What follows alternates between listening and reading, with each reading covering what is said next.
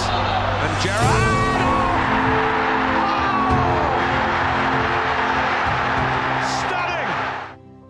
With sport, there are two sides to it, the thrilling and emotional part, and the ugly side, which happens in every sport and we hate to see it, and that is injury.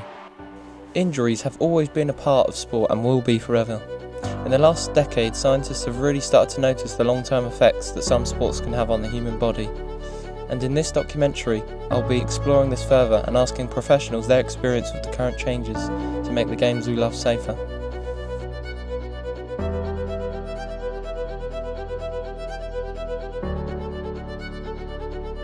I've interviewed the Director of Sport at Reading Bluecoat School, G. Wilson, to get his thoughts on the current dangers of rugby and his opinion on the current rules.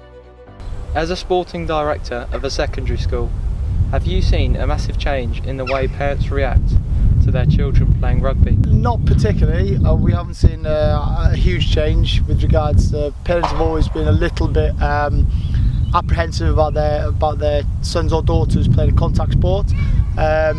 But it might be because of the pupils we have into school. We are a traditional rugby playing school, so they wouldn't necessarily be coming into the school thinking that they weren't going to be playing rugby. They know they're going to be playing rugby as they come to the school anyway. So no, we haven't really seen a big change. As a sports teacher, do you worry a lot about the potential risks that students have in playing rugby? Yeah, obviously pupil welfare is something that's very important. And rugby being a collision or a contact sport, there is always that risk of injury. But if we're talking about concussion specifically or head injury specifically, I have no greater concern over a concussion than I do over a broken bone or a dislocation or any other specific injury. Yeah. And do you feel as though the stricter rules could hinder a child's performance and stop them from reaching their full potential? Again, I don't think so. The rules have all been, the game hasn't changed all that much. They're trying to make it safer, so bringing down tackle height and that type of thing. But I don't believe, and actually the game is going back to being more of an evasive sport as opposed to a contact sport. Rugby has always been an evasion sport, not a contact sport. Although with bigger players and more physical contact, coaches have gone in the past down that route. However, with the likes of people like Darcy Graham, for example, in the playing for Scotland in the Six Nations, he carved up around the bigger lads, and he's 12 stone I think and 5'9". So yeah, that's tough. I mean, the numbers that you can take with a bit of a pinch of salt if you like, because up until about 5 years ago, had concussion assessments, and even the reports of concussions were very few and far between. So those numbers, I think, they can be misleading. And I think that with brain scans and MRI scans and that type of thing, we are getting better, particularly within the rugby community, and the RFU leading the way with regards to concussion. I think we will. We're still learning essentially, and yes, we don't want to see the likes of George North coming off and then being assessed or supposedly assessed, then going back on. Certainly in the community side of it, we are trying to do as much as possible. So at school we scat test our senior rugby squads, and that has resulted in a number of boys coming off, being assessed, one or two going back on, but for the majority of them they've stayed off, and as a result later on in the week they have been cleared and they've been able to play the following week. However, if they'd gone back on, the chances of a secondary contact syndrome would make the situation even worse. Yeah. And finally, do you feel that the benefits of the game outweigh the risk of serious damage to a person's body? Yeah, unquestionably. The characteristics and the traits that that an individual will gain from playing rugby far outweigh the injuries. And in fact, I'm a big believer in that. The whole reason you get those characteristics and those traits is because of the risk that comes with of injury. You knowing that your teammate is willing to take collisions, bumps and bruises for you, and you're willing to do that for your teammate. That's the whole idea of rugby, and that's why you get such special friendships, and it's such a special environment and sport that we really need to look after. Risk is a part of every sport, but rugby has one growing concern, and George North has become the public face for concussion. 4 years ago, in a game against England, he was knocked out again. Doctors advised him to take a 5-month break from rugby. We've interviewed current captain of the Henley College first team to talk about his experience with concussion and his thoughts on the dangers of rugby. Do you think that the RFU should change the rules to make the game safer? No, I think it's got a good flow to the sport. I think if they did change the rules, then it would just slow the game down a lot. Yeah, I agree. When you had your concussions, you used to wear a scrum cap. Do you feel as though it gave you a false sense of security? I felt like I was invincible. I felt like I could hit anything, and then the technique of my tackling just went completely out the door. So yeah. Yeah, you thought you'd be safe just because you had a scrum cap on. Yeah, definitely. Whenever you're going into a big tackle or running into the fence trying to break through, are you ever worried about getting concussed? Before a game, there's an element of injury, you could get injured, especially because rugby's getting a lot physical, and players are getting bigger and stronger and faster. So I personally wouldn't think about concussions when I'm bursting through, but then if there's a big guy running at me, I'm thinking, geez. Yeah. In recent years, there has been multiple news articles about sporting injuries within school children specifically.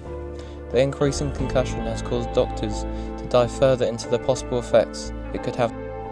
We've set up an interview with ex-professional footballer Peter Scott, current head coach at the Buckinghamshire College, and Tom Hogan, an FA qualified coach and current coach at the Buckinghamshire College, to get their opinions on the current controversy about how repeated heading of the ball could have possibilities to cause dementia.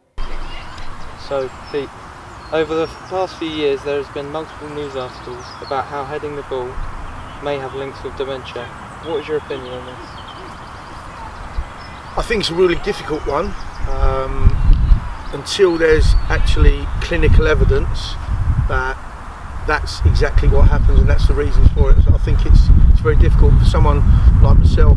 I just think that dementia comes on different forms. People who've never played sport before. So is it something that person would have got anyway, whether they played football or not?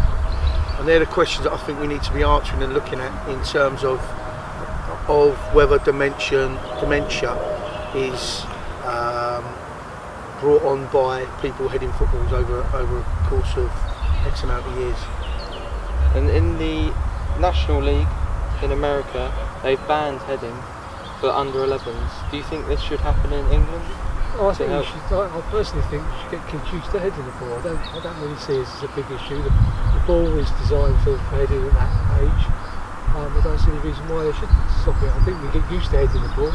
As long as we don't overpump the ball and make it difficult for them, I don't see any problem with it really. Yeah. Pete, as a young player, were you ever warned about heading the ball too much, or was it always head the ball as much? No, well, I mean, obviously, very different times when I started playing football as a young person. I'm going back quite a few years now, so at that time it was never ever an issue with us as young players. In fact, like Tom said there, we were encouraged to head the ball and, from a really young age. So in terms of that, how things have progressed, and I know that's important, and people are thinking about health and safety and looking after people's well-being.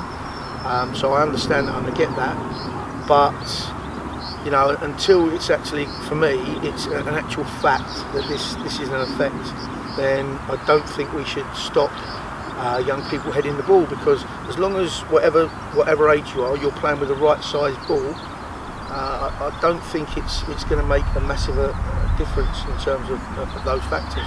Yeah. And on the other hand, football as a game and how it is played has changed massively, and the ball is not used as much as it once was from heading. So do you feel the heading ban would be needed? No, I don't. The game's changed. We don't head the ball as often as we did. Definitely the equipment's better now for heading the ball. The balls are lighter than in our days as such. But the way we play the game now, we don't cross the ball probably quite as, we cross the ball the same, but not at the same height. We're more going towards people's feet now, and around knees and things like that. So if you have a look at the game now, there are a lot less headers than ever there were. Yeah, in terms of that as well, I know that professional clubs now, it's really stringent tests in terms of head injuries, and I know for a fact that if anyone has a head injury, especially at younger age levels, or a clash of head or something in that way has happened, now they have to have a SCAT test, and they're not allowed to play again until they pass that SCAT test. So it's quite stringent now in terms of young people and when they can and can't play after a head injury.